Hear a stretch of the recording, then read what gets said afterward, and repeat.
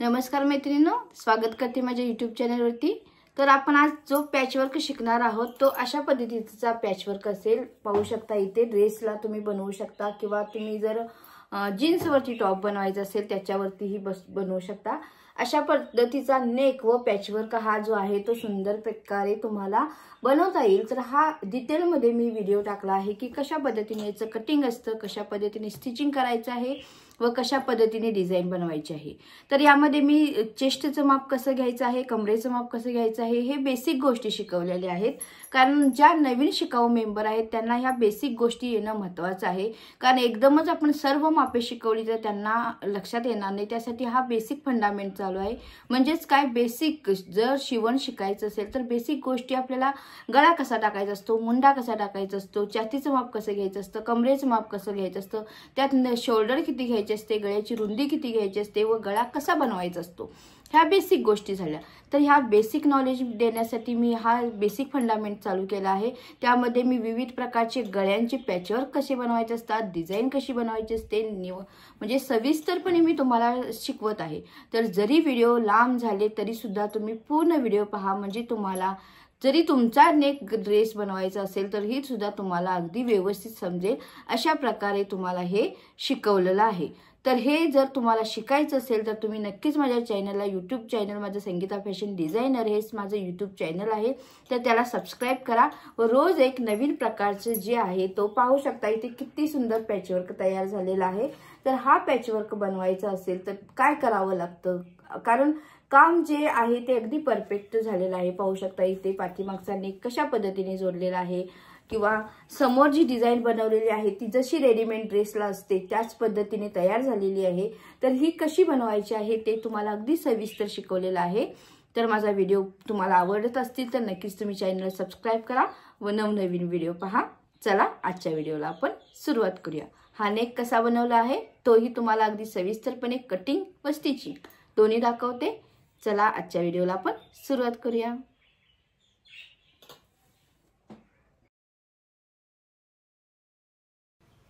आता पहिल्यांदा पहा, मी कापड घेतलेला आहे, अस्तर घेतलेला आहे, ते डबल फोल्ड करून घेतलेला आहे। इथे पाहू शकता पाठीमागचा भागी व पुढचा भागी असे दोन कापड अंतरलेले आहेत। इथे हे अस्तर आहे, तर मेन फॅब्रिक नंतर घ्यायचं आहे।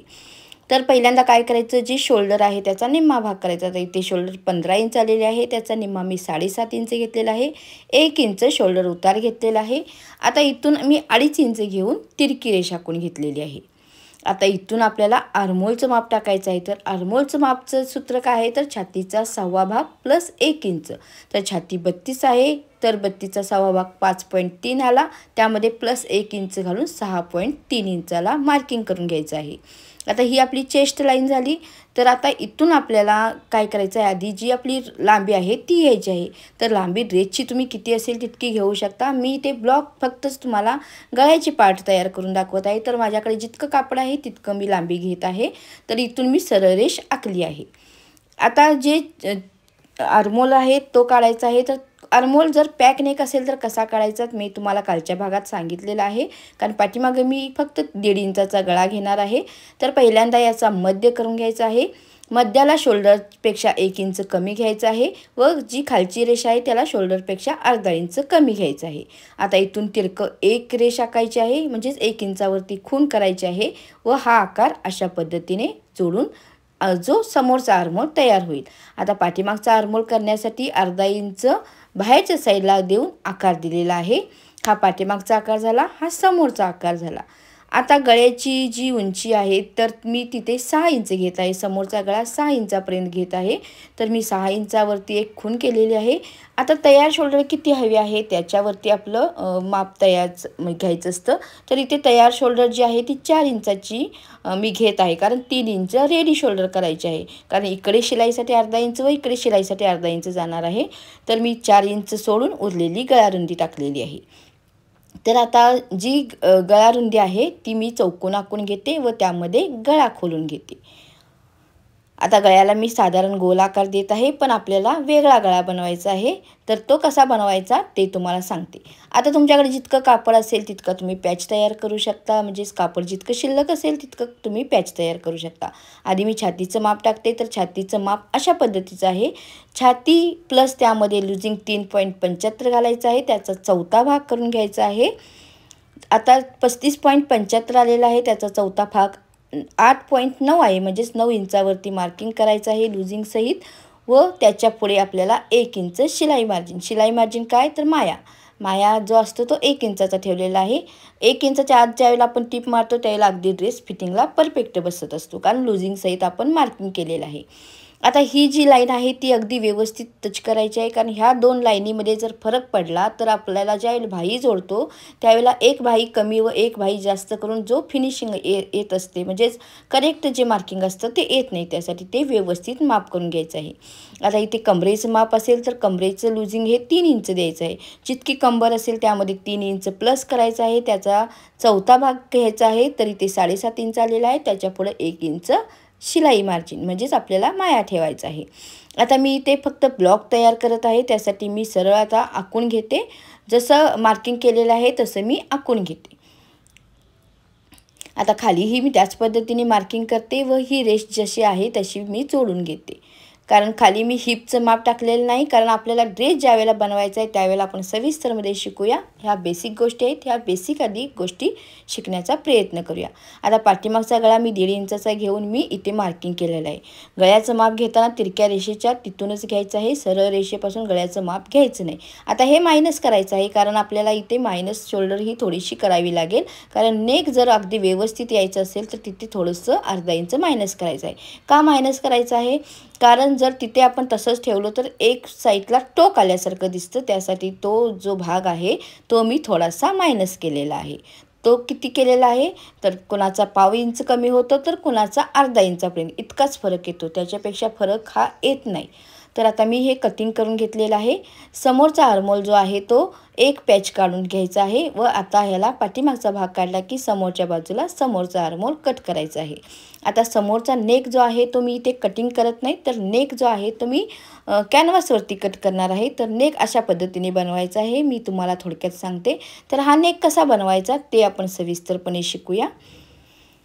तर हे मेन फॅब्रिक आहे, तर हे मी इस्त्री करून ह्या मापाने कटिंग करून घेते. आता कॅनव्हास जो आहे तो मी अशा पद्धतीने एक फोल्ड करून घेतलेला आहे, कारण फोल्ड करून जी आपली मेन मार्किंग आहे ती करून घ्यायची आहे. तर इथे पहा, मी जसा आर्महोल आहे समोरचा त्याच पद्धतीने मी समोरचं माप टाकत आहे. गळा फक्त खोलत नाही, किती आहे तेवढं मी फक्त मार्किंग करून घेत आहे. व आता इथे पहा, आपल्याला आर्महोलचं माप टाकलेलं आहे. आता इथून 2.5 इंच घेऊ शकता, 2 इंच घेऊ शकता किंवा 1 इंच घेऊ शकता, जितकं कापड असेल तितकं. तर पहा असा राऊंड. आता इथून मी जितकं कापड आहे शिल्लक तितकं मी घेतलेलं आहे मार्किंग करून. तुम्ही 10 इंचावरती घेऊ शकता, 9 इंचावरती घेऊ शकता किंवा डायरेक्ट तुम्ही शोल्डरला मी जसा आता आकार दिलेला आहे त्या पद्धतीने मुंड्याला जोडू शकता.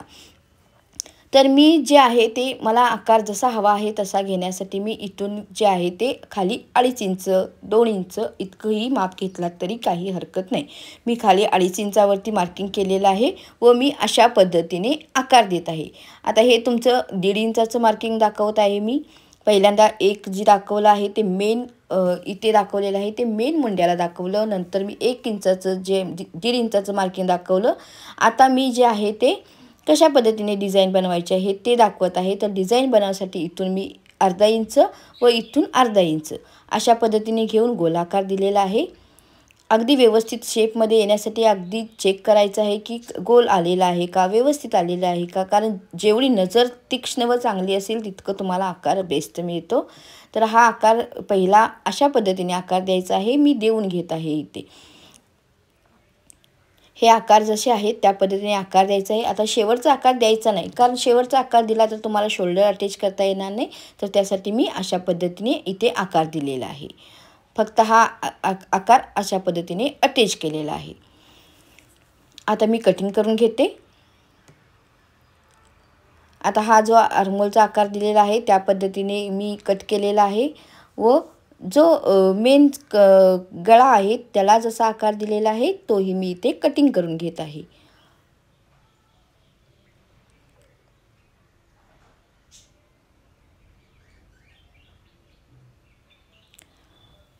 आता शोल्डर लाईन जशी होती त्या पद्धतीने मी कट केलेलं आहे व इथूनही आपण जे आहे ते मार्किंग कट करून घेतलेलं आहे। आता इथे मी पाठीमागचा जो गळा आहे तो आखून घेते व त्याला जो कॅनव्हास लागणार आहे तो कट करते। त्याचा साईडला तुम्ही 1-1 इंच आकार देऊन कट करून घेऊ शकता। मी इथे 1 इंच आकार देऊन कट करत आहे। आता इथे पहा मार्किंग अंदाजे दिलेलं होतं त्यामुळे अगदी करेक्ट करण्याचा मी प्रयत्न करत आहे। जर तुमचं कटिंग परफेक्ट असेल तरच तुमची स्टिचिंग परफेक्ट होणार आहे व तुम्ही शिलाईत हुशार होणार आहात। त्यासाठी कटिंग परफेक्ट करायला शिका। शिवायला असेल तर शिवण्याचं काम हे जोपर्यंत कटिंग व्यवस्थित होत नाही तोपर्यंत शिवण आपलं व्यवस्थित होत नाही। आता मी इथे प्रेस करून घेते। हे माझ्याकडे कापड शिल्लक आहे तर मी इथे प्रेस करून घेत आहे। आधी कपड्याची क्रीज घालवायची आहे, नंतर असा प्रकारे कॅनव्हास ठेवायचा आहे। चिकटणारी भाग ही खाली ठेवायची आहे व वरून आपण प्रेस करून घ्यायचं आहे। प्रेस करताना अगदी व्यवस्थित चिकटणार नाही अशा पद्धतीने प्रेस करून घ्यायचं आहे।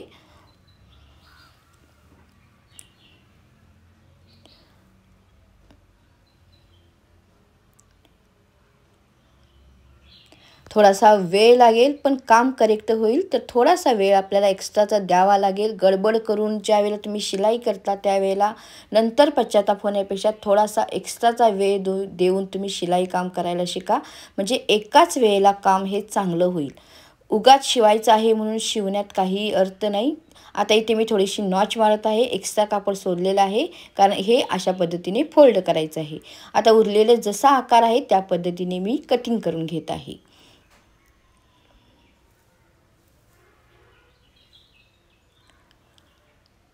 तुमच्या शिलाईत व इतरांच्या शिलाईत फरक हा असलाच पाहिजे, कारण करेक्ट काम करायला शिका तरच तुम्ही 4 माणसांच्यात किंवा 4 चौघींच्यात तुम्ही तुमची ओळख दाखवू शकाल। दुसरे शिवतात म्हणून तुम्ही दुसऱ्यांच्या प्रमाणे शिवू नका। तुमच्या अंगात एक कला ठेवा की ते करेक्टच काम यायला हवं। असं जर तुम्ही ठरवलात तर तुमचं काम करेक्टच येणार आहे। थोडासा वेळ एक्स्ट्रा जाईल पण काम हे परफेक्टच होईल। त्यासाठी वेळ काढणं महत्त्वाचं आहे व काम व्यवस्थित करणं हे सुद्धा अगदी महत्त्वाचं आहे। उगाच करायचं म्हणून कोणतीही गोष्ट कधीही करू नये, तर अगदी करेक्ट वेळ काढून तुम्ही निवांत करा पण त्याला अगदी परफेक्टच करण्याचा प्रयत्न करा। तर अशा पद्धतीने हे फोल्ड करायचं आहे। मी दोन्ही साईडचे कॅनव्हास जे आहे ते कटिंग करून घेतलेले आहेत। आता कशा पद्धतीने स्टिचिंग करायचं, तर मी हे आधी नॉट बनवून घेत आहे कारण नॉट आपल्याला 2 लागणार आहेत। तर तिरका आकार कापून मी अशा पद्धतीने नॉट जे आहे ते नॉट मी पलटी करून घेत आहे। नॉट पलटी करण्यासाठी जो नॉट पलटी करायचं हुक आलेला आहे त्या साह्याने मी इथे नॉट पलटी करत असते। तर इथे माझी 2 नॉट तयार झालेले आहेत। आता जे आहे तो हा पाठीमागचा भाग आहे त्याला मी अशा पद्धतीने टीप मारून घेत आहे। सर्व जे आहे ते अगदी परफेक्ट करण्यासाठी अगदी कडेनं टीप मारायची आहे। एक्स्ट्राचं जे कापड आहे ते नंतर आपण कटिंग करायचं आहे। आता जे एक्स्ट्राचं कापड आहे ते मी इथे कटिंग करून घेत आहे।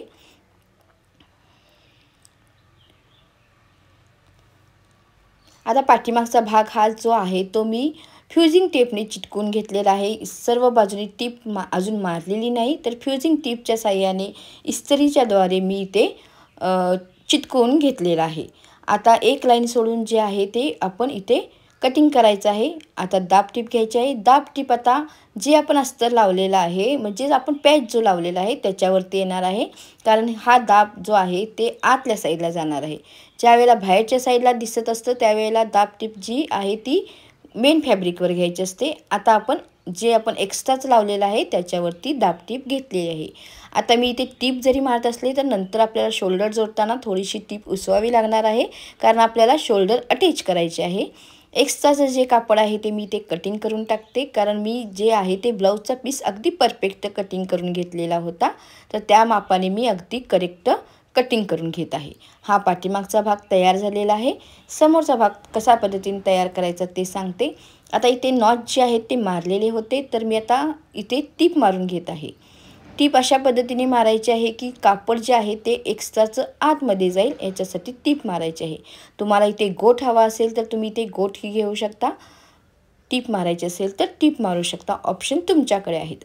तर आता हे खालची साईड तयार झालेली आहे। आता नेक बनवायचा आहे, तर नेक बनवण्यासाठी सरळ जी बाजू आहे ती सरळ बाजूवरती जे अस्तर आहे ते अस्तरवरती हा कॅनव्हास उलटा ठेवायचा आहे म्हणजे आपल्या सरळ बाजूवरती पलटी होईल।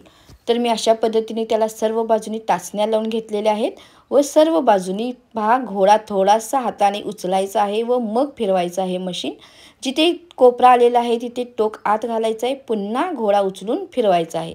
घोडा इथे उचलणं खूप महत्त्वाचं आहे, त्याशिवाय तुमची टीप जी आहे ती व्यवस्थित बसणार नाही। थोडासा घोडा उचलून मगच टीप इथे मारायची आहे।